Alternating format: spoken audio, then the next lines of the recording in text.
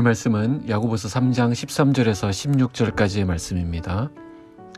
너희 중에 지혜와 총명이 있는 자가 누구냐? 그는 선행으로 말미암아 지혜의 온유함으로 그 행함을 보일지니라. 그러나 너희 마음속에 독한 시기와 다툼이 있으면 자랑하지 말라. 진리를 거슬러 거짓말하지 말라. 이러한 지혜는 위로부터 내려온 것이 아니요 땅 위의 것이요 정욕의 것이요 귀신의 것이니 시기와 다툼이 있는 곳에는 혼란과 모든 악한 일이 있음이라. 아멘. 야고보서는 말에 대하여 계속 교훈하고 있습니다. 우리가 좀 말을 잘 해야 할 텐데 자꾸 말에서 실수가 나온다는 것이죠. 또 오늘 그 이유를 알려주고 있습니다. 그것은 바로 시기와 다툼 때문이라는 것입니다. 얼핏 생각하면 이 시기와 다툼이라는 것은 입에서 나오는 그 말에 의해 비롯되는 것 같지만 이것은 사람의 마음으로부터 나오는 것이라는 점을 분명히 하고 있습니다. 그렇습니다. 사람의 입으로 나오는 말들은 그 마음으로부터 나오는 것입니다. 악한 것을 말하는 자들은 결국 그 마음이 악하기 때문에 그 악한 마음으로부터 그 악함을 밖으로 분출해 내는 것입니다. 마음은 우리가 이 세상을 사는 동안 평생 훈련해야 하는 부분이기도 합니다. 마음 지키기가 정말 어려운 것 같습니다. 그래서 마귀도 그 부분을 계속 건드는 것이죠. 어디가 약한 부분인지 너무나도 잘 알기 때문에 그런 것입니다. 13절입니다. 너희 중에 지혜와 총명이 있는 자가 누구냐? 그는 선행으로 말미암아 지혜의 온유함으로 그 행함을 보일지니라. 여기 지혜와 총명이 나옵니다. 성경은 하나님을 아는 것이 지혜라고 말하죠. 또한 하나님 앞에 있는 나의 존재를 아는 것이 총명이라고 합니다. 그러니 참된 지혜와 총명은 하나님을 아는 것이고 또한 하나님을 신뢰하는 것이라 말할 수 있습니다. 근데 오늘 13절은 우리에게 지혜와 총명이 있다고 한다면 선을 행할 때 바로 그 지혜의 온유함으로 해야 한다고 말씀합니다. 왜 이와 같은 권면을 하는 것일까요? 사람은 자기가 옳은 일을 하고 있다고 생각할 때 좀 이상하게 변하는 경향이 있습니다. 옳은 일을 한다는 명분을 가지는 건 좋은데 그것으로 인해서 얼마든지 그릇된 모습, 어쩌면 폭력적인 모습도 보일 수 있다는 것입니다. 14절입니다. 그러나 너희 마음속에 독한 시기와 다툼이 있으면 자랑하지 말라. 진리를 거슬러 거짓말하지 말라. 여기서 너희가 누굽니까? 바로 우리 믿는 신자들입니다. 신자들 안에도 이런 문제가 나온다는 것이죠. 그들은 나름대로 열심을 가지고 합니다. 하나님을 향한 열정도 있습니다. 그런데 어딘가 모르게 삐그덕 소리가 들립니다. 시기와 다툼이 나온 것입니다.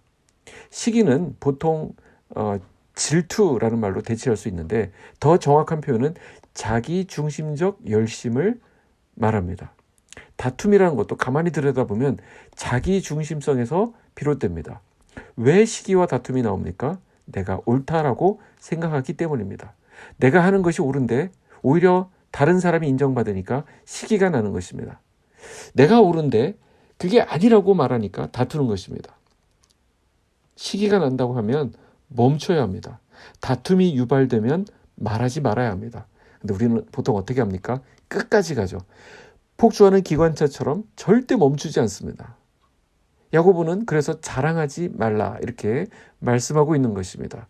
주장하다 보니 어떻게 됩니까? 자랑하게 됩니다. 심지어는 진리를 거슬러 거짓말까지 하게 되는 것입니다. 요즘 말로 하면 무리수를 투척하는 것입니다. 15절 16절입니다.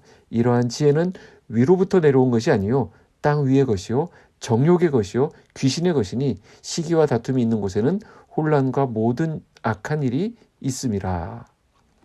자, 여기 지혜에는 두 가지가 있다고 하네요. 첫째로는 위로부터 내려온 지혜가 있고 둘째 땅 위의 지혜가 있다 이렇게 표현합니다. 일단 시기와 다툼이 나오면 그건 위로부터 온 것이 아닙니다. 그건 땅의 것입니다. 아무리 대단한 열심으로 기도하고 전도하고 헌금하고 온갖 그럴듯한 종교생활을 한다 하더라도 그 마음속에 이기적인 마음과 어긋난 열심으로 가득해서 자기를 드러내려 한다고 한다면 그것은 땅의 것이 되는 것입니다. 다 좋은 의도로 하는 것이고 다 그 사람 생각해서 하는 거라고 말하지만 그럴 때 우리는 한 번 더 주님 앞에서 나 자신을 점검해 봐야 합니다. 위로부터 오는 것은 사실 내일 묵상할 말씀인데 뭐라고 말하냐면 첫째 성결하다고 합니다. 그리고 화평하다고 말합니다. 다른 말로 하면 순수한 것이고 평화로운 것입니다. 여기는 다툼이 나오지 않습니다. 그러면 이와 같은 위로부터 오는 지혜는 우리가 어떻게 얻을 수 있을까요? 야고보서 1장 기억하시나요? 우리가 지나온 말씀인데 1장 15절에 있는 말씀입니다.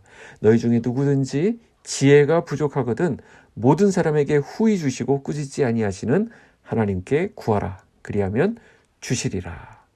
아멘. 이미 약속되어 있었죠? 하나님께서 지혜를 주시겠다라고 약속하셨습니다. 하나님께 오늘 이 시간 기도하며 구하면 그 지혜를 후히 주시겠다라고 말씀하셨습니다. 하나님은 어제 줬는데 또 달라 그러냐? 이렇게 말씀하시면서 꾸짖지 않으시겠다라고 약속하셨습니다. 어떤 분들은 이렇게 볼멘 소리를 하기도 합니다. 목사님, 아무리 기도해도 하나님 지혜 안 주시던데요? 목사님이 대신 듣고 알려주세요. 이렇게 말하기도 합니다. 자, 근데 디모데후서 3장 15절, 이것도 주일 말씀에서 한번 다루었는데, 또 어려서부터 성경을 알았나니 성경은 능히 너로 하여금 그리스도 예수 안에 있는 믿음으로 말미암아 구원에 이르는 지혜가 있게 하느니라. 어디에 지혜가 있다고 하나요? 성경에 기록되어 있다라고 말씀합니다. 그래서 그렇게도 우리 믿음의 선배들이 강조했죠. 기도와 말씀과 기도. 앞에서 지혜와 총명이 있는 사람은 어떤 사람이라고 했죠? 하나님을 알고 하나님께서 나에게 베푸신 은혜와 긍휼을 아는 사람이라고 말씀했습니다. 오늘 기도와 말씀을 통해 하나님을 더 깊이 알아가는 지혜가 있기를 축복합니다. 지혜는 하나님으로부터 나오기 때문입니다. 기도하겠습니다. 하나님 아버지 감사합니다. 오늘 이 아침 주님과 함께 하루를 시작하게 해주셔서 감사합니다. 또한 우리가 하나님을 아는 지혜와 총명이 있는 자로 살게 해주셔서 감사합니다. 오늘 말씀을 통해 지혜가 어디서 나오는지 알려주셨사오니 이 하루 살아가면서 그 지혜로 무장하여 세상에 나아가도록 인도하여 주시옵소서. 시기와 다툼이 나올 때 멈출 수 있는 지혜를 주시고 내 마음도 잘 다스릴 수 있는 지혜도 허락하여 주시옵소서. 코로나 상황이 진정되게 하시고 특히 우리 성도들 한 명 한 명 주의 날개로 보호하시고 지켜 주시옵소서. 우리 자녀들이 꿈을 꾸게 하시고 우리 성도들의 앞길이 열리게 하여 주시옵소서. 이 나라를 붙들어 주셔서 안보와 경제가 흔들리지 않게 하시고 좋은 지도자가 선출되도록 대선 과정도 하나님께서 간섭하여 주시옵소서. 오늘도 주님의 백성들, 주의 종들 있는 그 자리에서 하나님 나라의 가치가 지켜지는 이날 되게 하여 주시옵소서. 예수님의 이름으로 기도하옵나이다. 아멘.